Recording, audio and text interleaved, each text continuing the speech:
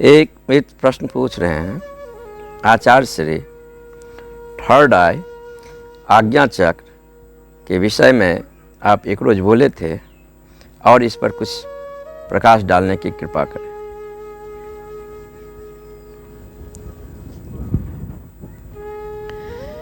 दोनों आँखों के बीच भूमध्य की में वो चक्र जिसे आप आज्ञा चक्र कहें, थर्ड आई कहें, त्रिनेत्र कहें, जिस नाम से पुकारना हो आप पुकार सकते हैं, उसे आज्ञा चक्र भी कहा गया है। आज्ञा चक्र इसलिए कहा गया है, जब साधक वहाँ पहुँचता है उसकी ऊर्जा, तो प्रथम बार उसके मालकियत का बोध होते हैं। प्रथम बार चैतन्य होता है मालिक बनकर। अभी शरीर मालिक है सामान्य स्थिति में, चेतना गुलाम है। अभी शरीर कहता है भूख लगा, भूख में आप चले गए हैं। शरीर यौन अनुभव किया, आप यौन के अनुभव में चले गए। शरीर में क्रोध आया, आप गुस्सा में आ गए हैं। मन में द्वेष आए, क्रोध आए, ईर्ष्या आए, जो भी आया आप उसके अनुसार जो है बहाव में चले गए। आप पृथक नहीं हैं। क्रोध और आप एक ही हो गए हैं। वासना और आप एक ही हो गए हैं। द्वेष और आप एक ही हो गए हैं। जो ऑब्जेक्ट आता है आपको बहाकर अपने ओर लेकर चला जाता है। आपकी मालकियत नहीं है। अभी हमारा स्थिति जो है सो गुलाम की तरह है। जब हमारी एनर्जी हॉरिजेंटल न होकर वर्टिकल एक्ट ग्रहण करता है, उद्धरेतस होता है, तब वह जो है सो ऊपर की ओर एक एक चक्रा को हीलिंग करते हुए ऊपर की ओर थर्ड आई पर एकत्रित होना शुरू हो जाता है। थर्ड आई पर उसका एकत्रित होना ऊर्जा का वो नृत्य है। ऊर्जा वहाँ धीरे धीरे धीरे धीरे धीरे धीरे एकत्रित होता चले जाएगा और आप उसके प्रति जितनी सजगता रखेंगे, जितनी होश से रखेंगे, जितनी आप दिन भर उसकी सजगता रखेंगे, वह एक मटर के दाने की गोल के बराबर वो ऊर्जा आपको महसूस होने लगेगा। और वो ऊर्जा जो है सो अब आपके मस्तिष्क को बार बार जो हड्डी है उस वो वहाँ से विस्फोट होने की कोशिश करेगा। तो आप वहाँ एकाग्र होंगे और एनर्जी को द्वारा जो वहाँ क्लोजनेस है, जो बंदपन है, वो तीसरी आँख का, उसको तोड़ना है। तो अपनी एनर्जी को, कॉन्शस को एकाग्र हो गए हैं और पूरे एकाग्र फोकस के साथ जो है सो उस कॉन्शसनेस फोकस पर जो है ऊर्जा को उस बिंदु पर केंद्रित हो गए हैं और ऊर्जा के द्वारा उसको तोड़ने की कोशिश कर रहे हैं। ऊर्जा के द्वारा जब उसे तोड़ने के कहेंगे तो हड्डी पर से शुरू आवर में ऐसा लगेगा कि बार बार वो स्लिप हो रहा है, बार बार वो स्लिप हो रहा है, बार बार वो स्लिप हो रहा है। फिर भी प्रयास करना पड़ेगा और वह ऐसी अनुभव होता है कि साक्षात जैसे मृत्यु का आप उपलब्ध हो रहे हैं। वह ऐसा अनुभव होता है जो कि किसी मकान को अगर डायनामाइट लगाकर उड़ाया जाए तो परखर्जे का एक एक मकान का अंग जो है सो विस्फोट में उड़ जाता है। ऐसे लगेगा कि मस्तिष्क का एक एक सेल, एक एक तंतु जो है सो उड़कर विस्फोट हो गया।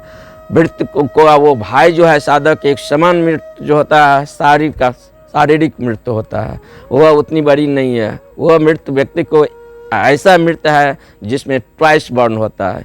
एक अर्थ में वो मरता है, दूसरे ही अर्थ में वह जन्म लेता है, जिसे हम रीबॉर्न कहेंगे।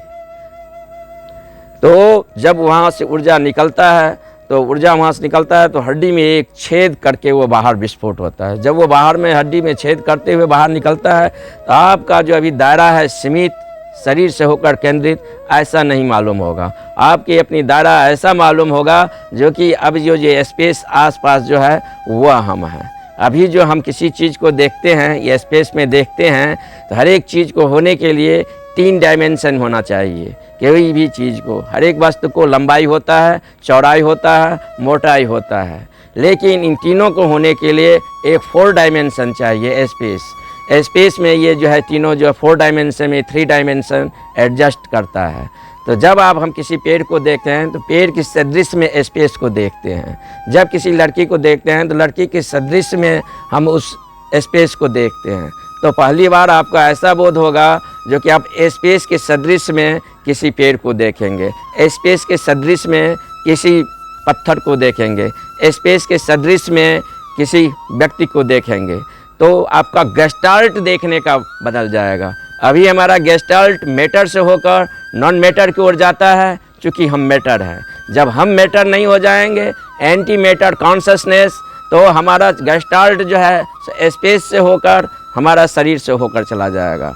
तो जब उस सेंटर पर आदमी उपलब्ध होता है, तो जब वो किसी व्यक्ति पर ध्यान देता है तो उसे शरीर ही नहीं दिखाई देता है, उसका चैतन्य भी दिखाई देता है, उसका मन भी दिखाई देता है। वास्तव में आदमी जितने गहरे होते हैं, अगर आप पहले शरीर पर हैं तो आप जो अभिव्यक्ति अपने जीवन को होगा वो पहले ही शरीर का होगा, और व्यवहार भी होगा तो फिजिकल बॉडी का व्यवहार होगा। जब किसी को देखेंगे तो फिजिकल बॉडी के अलावा आपको कुछ दिखाई ही नहीं पड़ेगा। अगर कोई साधक अपने दूसरे शरीर से संपर्क कर लिया ईथरिक बॉडी से, तो उसे देखने की वृत्ति अलग हो जाता है।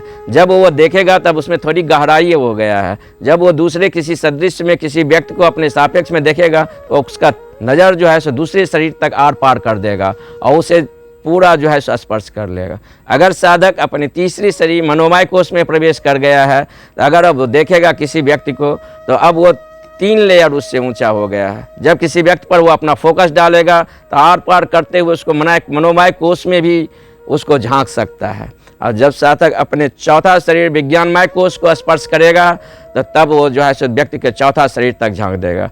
तो हमारा व्यक्तित्व का इंटीग्रिटी जितने हाई हो जाएगा, जितने एबव ऑफ ऑल बॉडी का जो ऊंचाई और जिस शरीर पर हम केंद्रित होंगे, तो हम उस शरीर से अगर कोई बात बोलते हैं, अगर कोई आदमी अपने मनोमय कोश से कोई बात बोलता है या विज्ञानमय कोश से कोई बात बोलता है या तीसरे शरीर से या चौथे शरीर से या 5वें शरीर से, तो सामने वाले आदमी को वो बात जो है उसको 5वें शरीर तक भेद कर जाएगा। अगर हम पहले शरीर पर हैं, सामने वाले भी पहले शरीर है, तो बात उतना प्रभाव नहीं होगा। अगर हम दूसरे शरीर पर हैं, सामने वाला पहला शरीर पर है, बात अधिक प्रभावित हो जाएगा। अगर हम तीसरे शरीर पर हैं, सामने वाला पहला शरीर पर है, तो बात और गहरा चले जाएगा। अगर हम चौथे शरीर में हैं, सामने वाला पहला शरीर पर, तो बात और अधिक गहराई तक प्रवेश करेगा।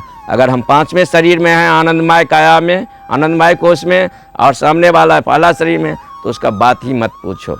उसके आत्मा तक को बात बीत देगा, इनकार नहीं कर सकता है। उसका व्यक्तित्व में एक इंटीग्रिटी हो जाएगा, उसका व्यक्तित्व में एक तेज हो जाएगा, उसकी व्यक्तित्व में एक गर्मा आ जाएगी, उसके होने का एक बोध हो जाता है, उसका व्यक्तित्व एक प्रभाव से भर जाएगा। वो जहाँ से जुड़ जाए, मौसम चाहे पतझड़ हो या कोई हो, बसंत एनी टाइम आता जाता है। तो पहली बार जब साधक वहाँ अपनी उस चक्र पर उसके ऊर्जा पहुंचता है, तो एक इंटीग्रिटी साधक में आने लगता है, एक आभा आने लगता है, एक तेजस आने लगता है। और आदमी तो क्या, पत्थर जीव जंतु भी उसे देखकर पहचान जाएगा कि आदमी हवाई बात बोल रहा है कि ये आदमी अपने जीवन से जिया है। उसके व्यक्तित्व उसकी गवाही देगा, उसके और कथनी और करनी में बराबर हो जाएगा। समान आदमी के कथनी और करनी में अंतर है, बोलता है कुछ, करता है कुछ, जाता है पूरा, बताता है पश्चिम, लेकिन उसका व्यक्तित्व में एक धार आ जाता है, एक रस आ जाता है, एक डायमेंशन आ जाता है, और उसके व्यक्तित्व में वह इंटीग्रिटी, पहली बार वो अपने शरीर मन इंद्रियों का मालिक हो जाता है। अब कमांड आ गया उसके हाथ में, वो शरीर को कह देगा अभी भोजन नहीं मिलने वाला है, शरीर कहेगा भोजन नहीं करूँगा। वो कह देगा अभी नींद नहीं आए, तो नींद नहीं आएगा। वो वैसा व्यक्ति अपने बहते हुए खून को कह देगा कि अभी मत बह, तो वो नहीं बहेगा। इसका मनुष्य की चेतना में बहुत अपरिसीम उपयोग है। मैं एक बुक पढ़ रहा था अमेरिका के एडगर कैसी के बारे में। एक बार वह बीमार पड़ा और डॉक्टरों के पास उसे ले गया और उसको ऑपरेशन करना था। डॉक्टर के समझ नहीं आ रहा था, जो कि ऑपरेशन जो है सो करेंगे तो व्यक्ति मर जाएगा। कोई उसको बारे में उसकी जानकारी नहीं मिलता था। पेशेंट बहुत मेजर स्थिति में था, तो वो बेहोश था, एनेस्थीसिया दिया गया था। वह एनेस्थीसिया उस मूर्छा का हालत में बोला जो कि ये जड़ी बूटी है, इसको पीस कर ये घोल पिलाओ, क्योंकि मैं बचपन में गिर गया था, मेरे रीढ़ की हड्डी में जो बहुत चोट आया, और वो अब तुम इस समय इतने ही समय के अंदर में ये चीज़ को, ये जड़ी बूटी बनाकर उसका रस नहीं पिलाओगे तो वह जहर मेरे मस्तिष्क में चला जाएगा, मैं मर जाऊँगा। डॉक्टर के पास कोई ऑप्शन नहीं था। कहा कि तब तो एक ही बात है, करने में हर्ज किया है, और वैसा कहा गया और वह व्यक्ति ठीक हो गया। उसे जब जागृत अवस्था में आया और पूछा गया, कहा कि मुझे मालूम नहीं है, मुझे इसके बारे में कोई मालूम नहीं है। लेकिन स्ट्रिक को बार में उसमें बहुत सारा उपयोग किया, लगभग 40,000 पेशेंट पर काम किया। एक बार अमेरिका के बहुत बड़े उद्योगपति रॉथस्चाइल्ड, उनके बीवी बहुत एक डिजीज से परेशान थे, जिसका लगभग जो है सो मेडिकल साइंस में 9 के बराबर इलाज था। वह थक हार कर जो बैठ गया, वह एडगर कैसी के पास आया और उसको दिखाया, एडगर कैसी ने वही ट्रांस में चला गया और ट्रांस में जाकर जो है सो वहाँ से वो नीर दिया, ये दवा है, इस जड़ी बूटी को ये दवा बनाकर, और दवा का नाम ये है, इसको पिलाया जाएगा, बीमारी ठीक हो जाएगा। लेकिन उस दवा का नाम पूरे अमेरिका में, यूरोप में, पूरे विश्व में टीवी पर एडवर्टाइज दिया गया कि बहुत बड़े उद्योगपति थी, उनके लिए हर चीज़ संभव था, कहीं वह दवा नहीं मिला। तब भारत से जो है से एक आदमी ने उनको संपर्क किया, ये दवा अभी तक तो बना नहीं, लेकिन मेरे पिता मरते क्षण में इसको पेटेंट करा कर गया था, ये दवा का नाम वास्तव में यही है, लेकिन अभी तक जो है सो ये बना नहीं है। तब वो पेटेंट को लिया, फार्मूला लिया, लैब में दिए, दवा बना, वो दवा पिलाया, ठीक हो गया।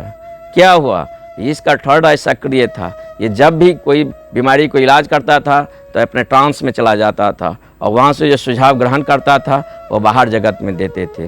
तिब्बत में तो हर एक बीमारी को जब तक आदमी थर्ड आई को उपलब्ध न हो जाए उससे पहले सलाह लेता ही नहीं है। तो वह इसका बहुत सारा उपयोग तिब्बत में हुआ है। तिब्बत में एक किताब पढ़ रहे थे, लामा लेंगसेंग डम्पा का बुक द थर्ड आई, उसमें बहुत सारे विवरण है। साधक को इच्छा हो तो ये किताब पढ़ना बहुत रोचक है। संसार में सर्वाधिक बिकने वाले ये पुस्तकों में से एक पुस्तक है। फिर नेक्स्ट एपिसोड में हम दूसरे इसका सत्र लेंगे।